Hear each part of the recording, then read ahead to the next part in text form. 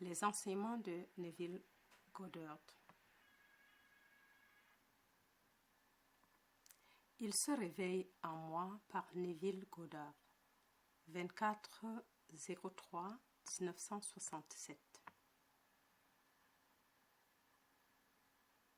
Traduction et narration par Julie Descamps. Il se réveille en moi. Le sujet de ce soir est « Il se réveille en moi ». Je devrais dire « Il se réveille en nous ». C'est qui lui?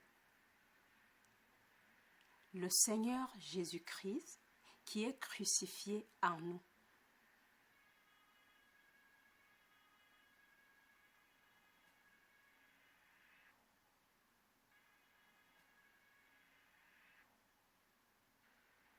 Il n'a jamais été crucifié sur quoi que ce soit en dehors de l'homme, et parce qu'il a été crucifié en nous, il doit se lever en nous.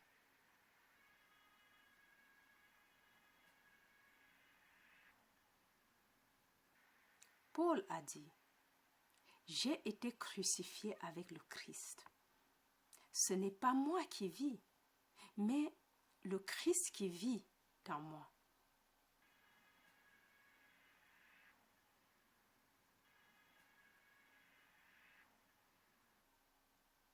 Et si nous avons été unis à lui dans une mort comme la sienne, nous serons certainement unis à lui dans une résurrection comme la sienne.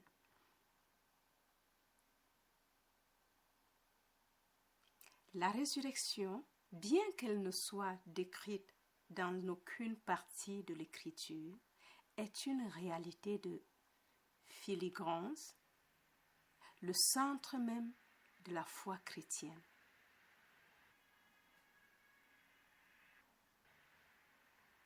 Comme Paul l'a dit, si le Christ n'est pas ressuscité, alors notre foi est vaine et nous sommes les hommes les plus pitoyables.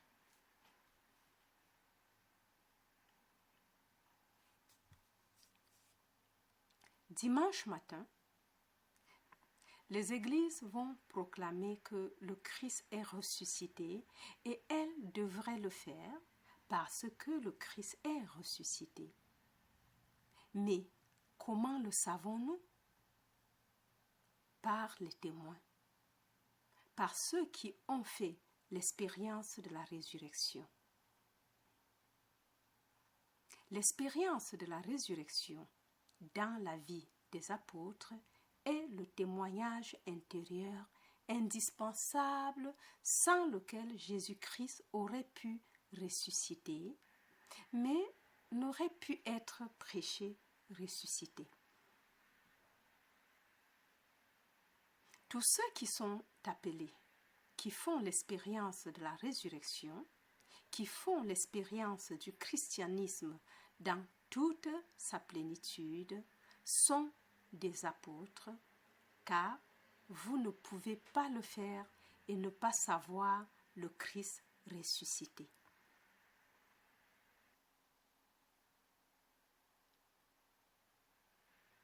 Venant de l'intérieur de chacun sera élevé, un par un, pour s'unir en un seul corps, un seul esprit, un seul Seigneur, un seul Dieu et Père de tous. Il n'y en a qu'un seul.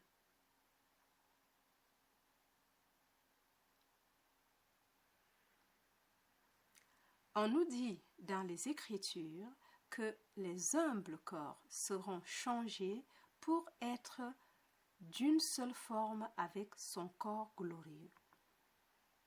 Pas comme ça, mais d'une seule forme.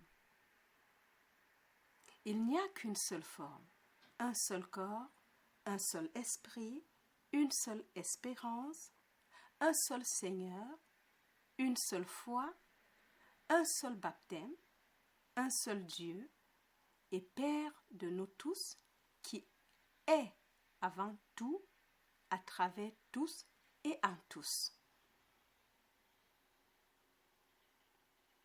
Et dans le chapitre 8 de Marc, il est dit: ceux qui ont honte de mes paroles, le Fils de l'homme aura honte de lui quand il viendra dans la gloire de son Père avec les anges célestes.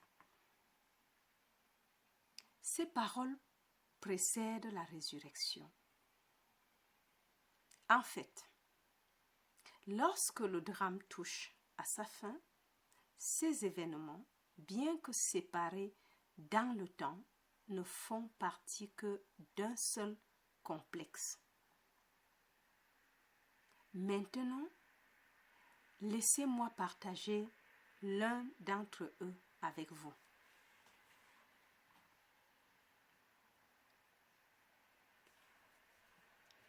En 1946, je me suis sentie élevée en entendant un chœur céleste chanter ma louange et ma victoire sur la mort. Je me sentais comme un être de feu, vêtu d'un corps d'air. Le corps était autolumineux, comme le disait Marc au chapitre 9. Ses vêtements rayonnaient de lumière avec une telle intensité qu'aucun plus plein sur terre ne pouvait blanchir un vêtement comparable au sien. Le vêtement n'était pas blanc, mais rayonnant de lumière. Il n'y avait pas besoin de lumière extérieure, pas de soleil, pas de lune, pas d'étoiles, car j'étais assez clair. Je pouvais voir aussi loin que la vision le désirait, et comme je planais par une mer d'imperfections humaines, tout le monde était devenu parfait. Les yeux sont retournés vers les orbites vides des aveugles, les bras manquants sont revenus, les boiteux ont marché. Toutes les imperfections imaginables s'évanouirent en glissant, accompagnées de ce merveilleux chœur céleste qui chantait mes louanges et m'appelait par mon nom. Quand le dernier a été rendu parfait, le chœur a chanté « C'est fini », qui est le dernier cri sur la croix. Et je me suis sentie maintenant un être de feu vêtu d'un vêtement d'air, me cristalliser dans ce tout petit corps appelé Neville. Je me sentais si liée, si restreinte, comme si je ne pouvais tourner dans aucune direction. À ce niveau, votre corps est animé et merveilleux, mais vous ne pouvez pas le comparer à ce vêtement radieux qui est votre moi transfiguré. Vous porterez ce vêtement céleste avant de faire l'expérience de la résurrection. Mais c'est le vêtement du Christ ressuscité. Il n'y a pas d'autre vêtement du Christ et il n'y a qu'un seul Christ, dont tous ceux qui sont ressuscités sont lui. La lettre de Paul aux Corinthiens nous le dit. Dieu a ressuscité le Seigneur et nous aussi, nous serons ressuscités par la puissance. Et puis-je vous dire, quelle puissance! Appelez la puissance de Dieu. Elle vient à vous comme un vent. Au début, vous le ressentez comme une vibration, Mais quand il vous frappe, ce moi transfiguré est un vent surnaturel.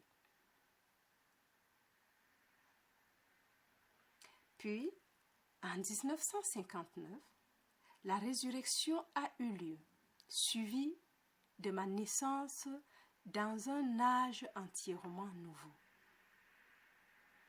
La résurrection commence tout le drame du christianisme, bien que de nombreuses expériences le précèdent, alors que vous portez votre moi transfiguré et que vous vous connaissez comme un être de feu qui habite un corps d'air, la résurrection arrive si soudainement.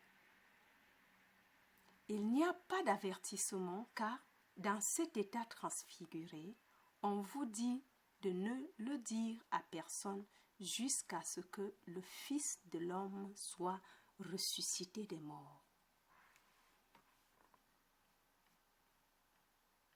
On a appris à l'homme à croire qu'un homme a été crucifié sur un arbre en bois, enlevé de celui-ci et mis dans une tombe, et il n'en est rien. Christ, le grand Messie, est enterré en vous comme votre puissance créatrice et votre sagesse, qui est la puissance créatrice et la sagesse de Dieu abaissée à ce niveau. Enfouie en vous, elle rêve l'expérience horrible. Mais, à la fin, cette puissance commence à s'agiter et comme elle le fait, elle accomplit tout ce qui a été prédit dans les Écritures sur elle-même.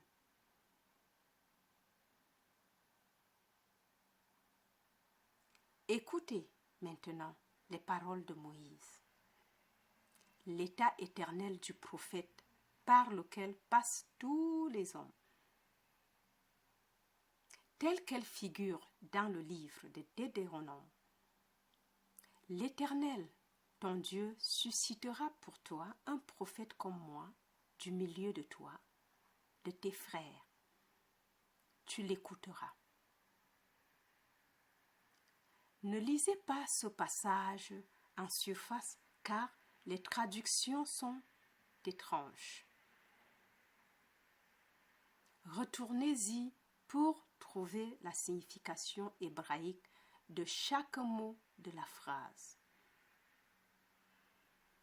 Nous ne prendrons qu'un seul mot, traduit dans la version standard révisée par parmi, et dans la version du roi Jacques par parmi.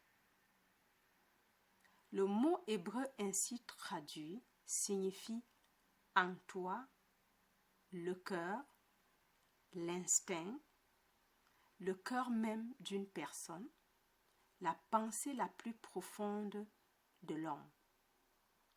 De toi, le Seigneur Dieu suscitera pour toi un prophète comme moi.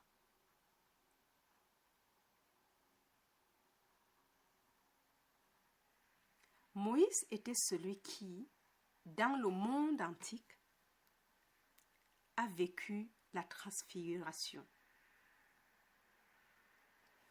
Lorsqu'il revint auprès des Israélites, son corps brilla de telle sorte qu'il dut le couvrir, car il ne pouvait voir la gloire de l'homme. Voici le prototype de celui qui doit être élevé de l'homme. Quelque chose sort de l'homme qui est le Seigneur, le Messie, le Seigneur Jésus-Christ. Ce n'est pas quelque chose qui sort et te laisse ici. Votre vêtement est la tombe dans laquelle Dieu est enterré, comme votre propre imagination humaine merveilleuse.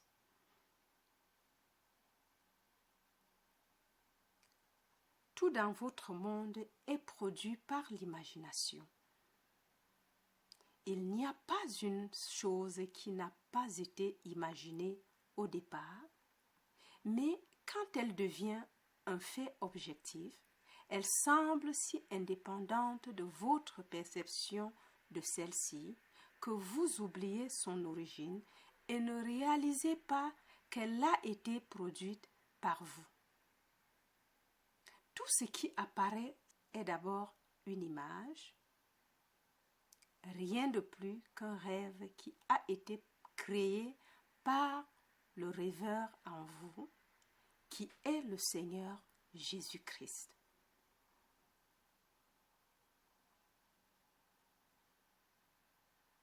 Puis, un jour, votre imagination commence à remuer et sans avertissement, vous êtes ressuscité. C'est comme ça que ça m'est arrivé. J'ai pris ma retraite comme d'habitude, comme je l'ai fait au fil des ans. Puis vint ce vent surnaturel. Or, en hébreu et en grec, les mots esprit et vent sont identiques, de sorte que lorsque vous parlez de l'esprit du Seigneur, vous parlez du vent. En m'intensifiant dans ma tête, j'ai eu l'impression que j'allais exploser, que je devais avoir une hémorragie massive. Mais au lieu de cela, j'ai commencé à me réveiller pour découvrir que j'étais dans mon crâne. J'étais plus éveillée que jamais. Je connaissais une clarté de pensée que je n'avais jamais connue auparavant, mais j'étais ensevelie dans mon crâne et il était complètement scellé. Seule dans ce tombeau vide, j'étais consumée par le désir de sortir. Possédant une connaissance innée et particulière, comme si elle avait été construite au début des temps, je savais que si je poussais la base de mon crâne, quelque chose bougerait. Obéissant à cet instinct, j'ai poussé et quelque chose s'est roulé, laissant une ouverture assez grande pour que je puisse me mettre la tête à travers. Puis, je me suis écrasée petit à petit, comme un enfant qui sort du ventre d'une femme. Pendant quelques secondes, je suis restée par terre, puis je me suis levée pour regarder ce corps d'où je venais. Il semblait mort, mais sa tête bougeait d'un côté à l'autre. En regardant, j'ai réalisé que j'avais été dans ce corps tout ce temps et que je n'avais pas réalisé que c'était une tombe. J'avais toujours pensé que c'était moi. Si quelqu'un me frappait la main, c'était moi. Si on me mettait de la nourriture dans la bouche, je la mangeais. Si le corps a été nourri, lavé ou rasé, c'est moi, car en ce qui me concerne, je le suis. Il ne m'est jamais venu à l'esprit que le corps était un vêtement que je portais et que c'était un vêtement de mort.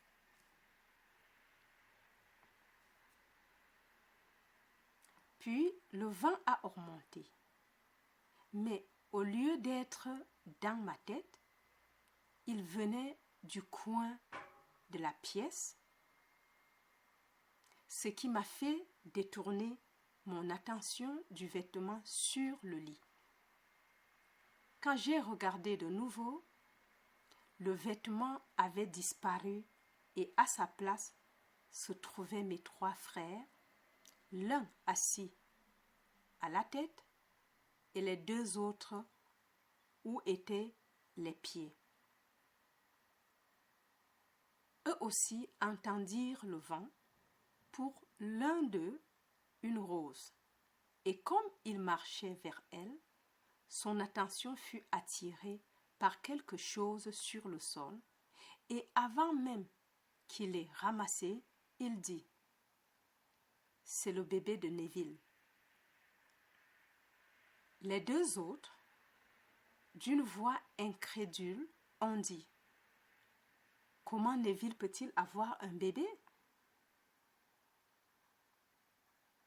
Il n'a pas argumenté sur ce point, mais a simplement produit la preuve, un bébé enveloppé dans des langes. Je n'ai pas donné naissance à un enfant. L'enfant n'est qu'un signe. L'Écriture nous le dit, ceci sera un signe pour vous. Tu trouveras un bébé enveloppé dans les langes. Le bébé est un signe que Dieu est né, que son pouvoir naît à un niveau supérieur de son propre être. Dieu s'est enterré et s'est ressuscité, et la preuve qu'il est ressuscité s'appelle une naissance dont l'enfant est le symbole. Un petit bébé enveloppé dans les langes est pour vous un signe que l'esprit est né, car la chair et le sang ne peuvent hériter le royaume des cieux, ni les périssables hériter l'impérissable. Si vous devez entrer dans le royaume, vous devez laisser le vêtement de chair et de sang que vous portez depuis des siècles. Ainsi, la résurrection est suivie par votre naissance d'en haut. Viennent ensuite tous les autres événements qui s'étendent sur une période de 3 ans et demi, comme nous le dit l'Écriture. Quand Jésus a commencé son ministère, il avait 30 ans et son ministère a duré 3 ans. Il reste exactement 1260 jours, soit 3 ans et demi, avant la fin du grand drame. Alors, comme nous l'a dit le livre des Actes des Apôtres, maintenant, sous la forme d'un pôle, vous resterez dans le monde parce que le besoin est grand de persuader les autres du royaume de Dieu et de la vérité concernant Jésus-Christ, et certains seront convaincus par ce que vous dites, alors que d'autres ne croiront pas. Encore. Ainsi, la résurrection est suivie par votre naissance d'en haut. Viennent ensuite tous les autres événements qui s'étendent sur une période de 3 ans et demi, comme nous le dit l'Écriture. Quand Jésus a commencé son ministère, il avait 30 ans et son ministère a duré 3 ans. Il reste exactement 1260 jours, soit 3 ans et demi, avant la fin du grand drame. Alors, comme nous l'a dit le livre des Actes des Apôtres, maintenant sous la forme d'un pôle, vous resterez dans le monde parce que le besoin est grand de persuader les autres du royaume de Dieu et de la vérité concernant Jésus-Christ, et certains seront convaincus par ce que vous dites, alors que d'autres ne croiront pas. alors vous quitterez ce monde pour ne plus jamais revenir, car vous vous serez élevé à une puissance supérieure et vous saurez que vous êtes l'unique Dieu et Père de tous. Il n'y a pas beaucoup de Christ qui courent partout. Pas beaucoup de Messie, un seul. Nous sommes tous unis en un seul corps, un seul esprit, une seule espérance, un seul Seigneur, une seule foi, un seul baptême, un seul Dieu et Père de nous tous. Le mot Jésus et le mot Jéhovah signifie Jéhovah sauve ou Jéhovah est salut. Et le seul sauveur enregistré dans les Écritures est le Seigneur. Je suis le Seigneur ton Dieu, le Saint d'Israël, ton Sauveur, et en dehors de moi, il n'y a pas de Sauveur. Où est-il? Crucifié en toi.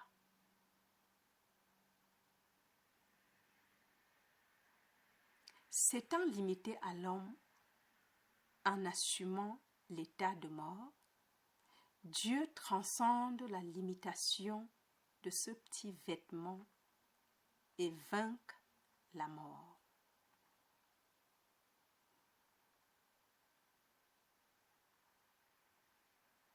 Tout dans ce monde s'altère et disparaît. Il n'y a rien ici qui soit éternel, rien d'immortel. On parle de quelqu'un qui a l'immortalité dans son architecture ou dans sa musique, mais cela n'a pas de sens. C'est un monde de mort où même la montagne la plus concrète se délabre. Mais il y a quelque chose d'immortel enfoui dans l'homme qui est destiné à surmonter les limites qu'il s'est lui-même imposées. Mais il y a quelque chose d'immortel enfoui dans l'homme qui est destiné à surmonter les limites qu'il s'est lui-même imposées. Et quand il s'élève en toi, c'est toi qui t'élèves. Et quand l'union a lieu, ce n'en est pas une autre. Sans perte d'identité, vous porterez le vêtement du Christ ressuscité. Sans perte d'identité, tout enfant né d'une femme portera l'unique vêtement du Christ ressuscité.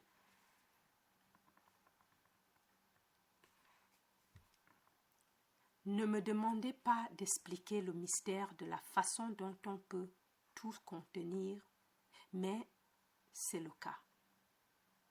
Vous pourriez tout aussi bien demander comment votre corps peut contenir des milliards de cellules ou votre cerveau des milliards d'atomes. Je ne sais pas. Comment puis-je dire que mes propres reins contiennent autant d'enfants que je suis capable d'engendrer? Ils viennent tous de moi, et pourtant, il semble être beaucoup de corps quand ils entrent dans ce monde. Mais à la fin, ils seront tous rassemblés en un seul corps. Maintenant, une fragmentée, quand vous êtes rassemblés dans le seul corps, Vous êtes beaucoup plus grand qu'avant la fragmentation, car la vérité est une illumination de plus en plus grande. La vérité ultime n'existe pas. Si c'était vrai, ce serait la stagnation. La vérité ne cesse d'augmenter, tout comme le pouvoir et la sagesse.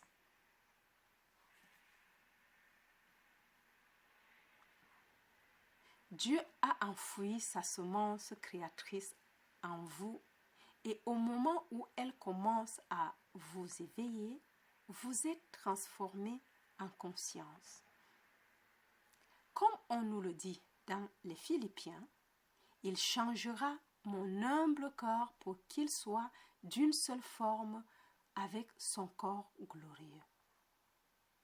C'est ce qui se fait lorsque le Christ est formé en vous. Votre humble corps se transforme en une seule forme avec son corps glorieux, car, comme il est formé en vous, il est votre être même. Et quand vous ressusciterez d'entre les morts, vous devez être lui, car seul le Seigneur est ressuscité. On vous le dit, Dieu a ressuscité le Seigneur et nous sommes nés de nouveau par la résurrection de Jésus-Christ en nous.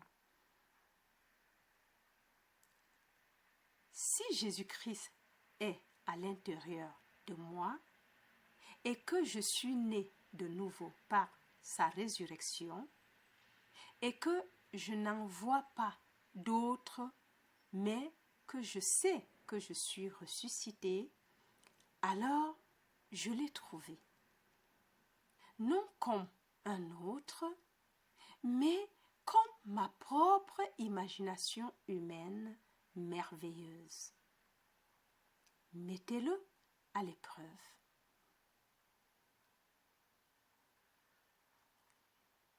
Laisse-moi te donner quelque chose ce soir pour te donner des dents mentales. Un de mes amis qui est ici ce soir m'a raconté une expérience qu'il a vécue dans un rêve. C'était un acteur jouant le rôle et pourtant le costume d'un grec. Dans la scène, il devait être abattu et l'acteur qui devait le tuer s'est fait dire d'utiliser un blanc. Mais cette nuit, la balle était réelle.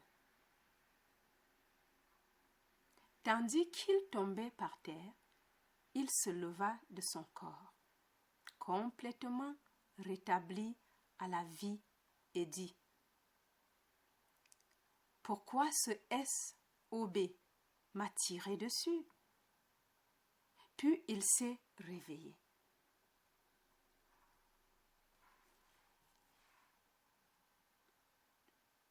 La semaine dernière, le neveu de Milton Berle, un jeune homme dans la vingtaine, simulait l'arrestation d'un voleur de voiture.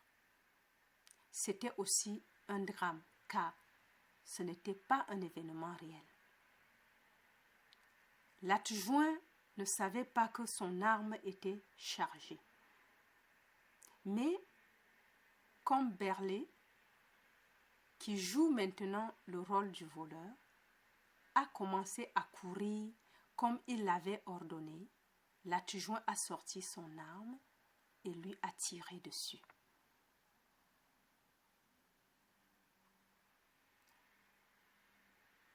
Maintenant, si cela pouvait réconforter la famille du garçon, je leur dirais que leur fils a vécu la résurrection. Il a vécu la naissance d'en haut. Il a fait l'expérience de la paternité de Dieu par la découverte du Fils unique, David, qu'il appelle Père et qui attend maintenant que le rideau final, sous la forme d'une colombe, tombe. Je dis cela car si la prise de sang innocent entraîne la rédemption comme dans le cas de mon ami, alors le meurtre du jeune Berlé entraîne aussi la rédemption.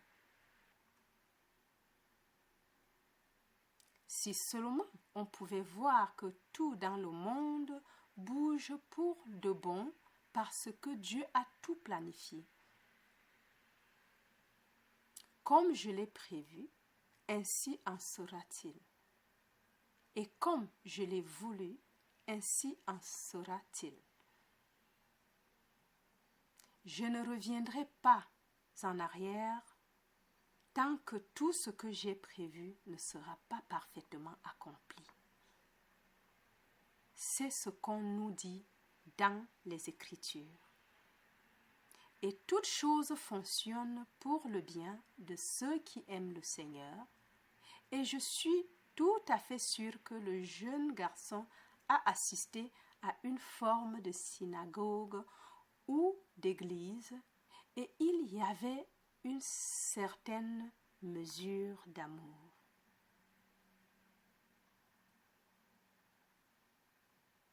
Si quelqu'un se bat pour tuer et se faire tuer, ce n'est pas du sang innocent. Mais quand quelqu'un passe innocemment, peut-être dans une marche de protestation, et que quelqu'un le tue, son sang est innocent.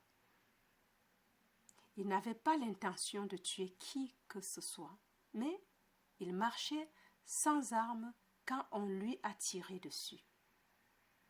Maintenant, quelle bénédiction ce désastre apparent serait si ce sang innocent aboutissait à la rédemption, qui est une élévation complète et s'élevant de cette roue de la récurrence, de cette mort éternelle.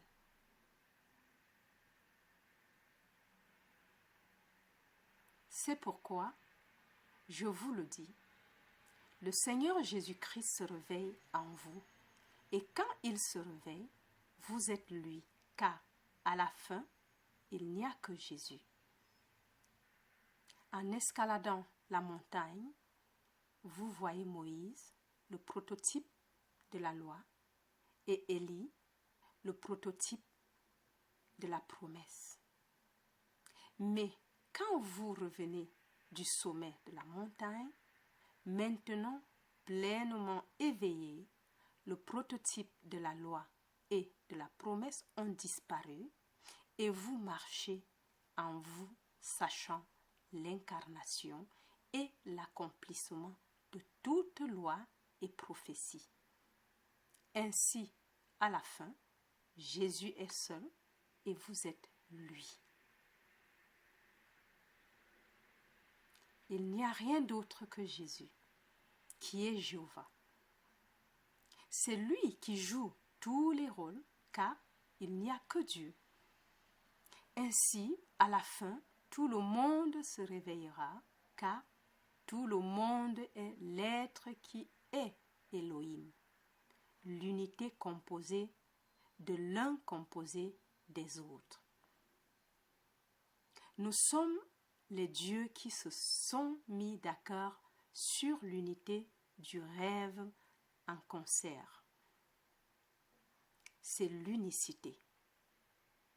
Voici le rêveur, l'assemblage des dieux en parfait accord. Dans une conscience, nous sommes d'accord avec le jeu et nous devenons fragmentés, mais seul le Dieu unique joue tous les rôles. Tu dis « je suis » avant de dire quoi que ce soit, et je dis « je suis » avant de dire « Neville ». Si tu t'appelles Jean, avant de dire Jean, tu dis « je suis » c'est le nom de Dieu. Il n'a pas d'autre nom.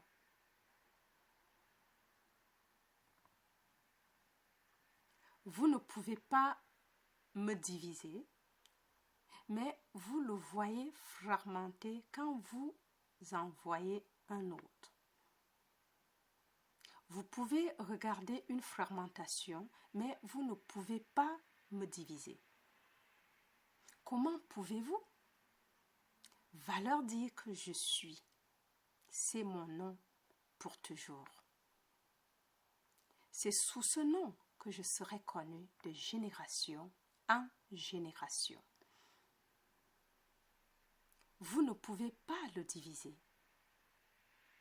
Vous pouvez poser une question et un autre peut sembler répondre, mais leur réponse vient d'une source qui dit « Je suis Grâce »,« Je suis Jean »,« Je suis Julie »,« Je suis Ninel ».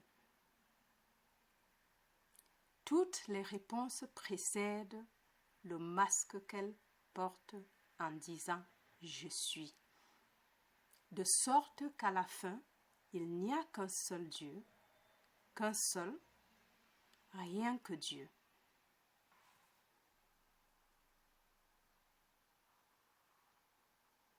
Cette merveilleuse histoire est vraie. Je ne parle pas de dire ou de spéculation.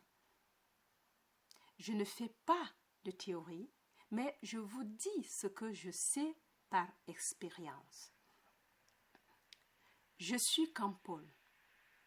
Je dois rester et le dire à cause du besoin, et je le dis du matin jusqu'au soir, et certains croiront et d'autres ne croiront pas. Mais quand je m'en vais, ceux qui croient continueront le message et les autres finiront par croire. Personne ne sera perdu, car à la fin, tout le monde sera racheté.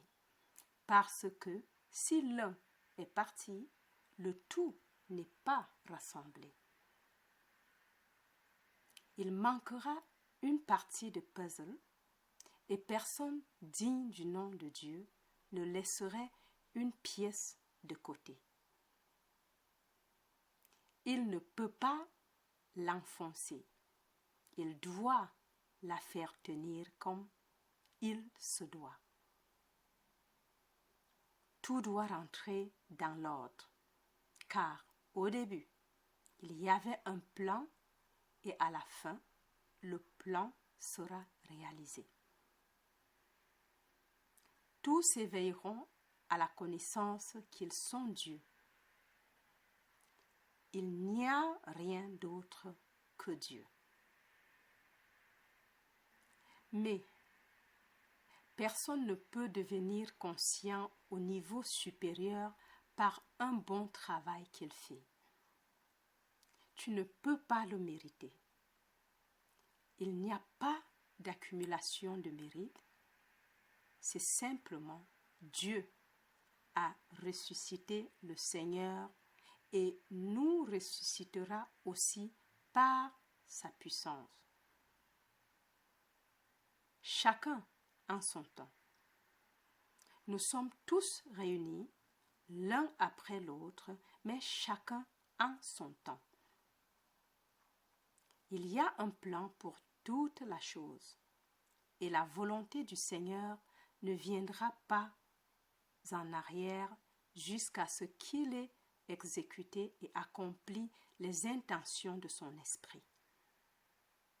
Dans les derniers jours, comme nous le dit le livre de Jérémie, vous le comprendrez parfaitement. Vous verrez comment tout s'est déroulé selon un plan précis. Encore. Mais personne ne peut devenir conscient au niveau supérieur par un bon travail qu'il fait. Tu ne peux pas le mériter. Il n'y a pas d'accumulation de mérite. c'est simplement Dieu a ressuscité le Seigneur et nous ressuscitera aussi par sa puissance. Chacun en son temps. Nous sommes tous réunis, l'un après l'autre, mais chacun en son temps. Il y a un plan pour toute la chose, et la volonté du Seigneur ne reviendra pas en arrière jusqu'à ce qu'il ait exécuté et accompli des intentions de son esprit. Dans les derniers jours, comme nous le dit le livre de Jérémie, vous le comprendrez parfaitement. Vous verrez comment tout s'est déroulé selon un plan précis.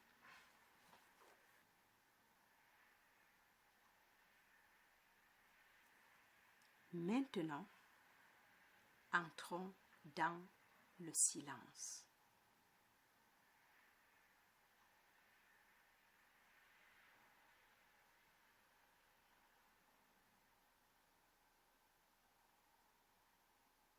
Si vous êtes satisfait, n'oubliez pas de vous abonner et surtout, partagez le lien à tous vos contacts que vous souhaiterez voir grandir spirituellement.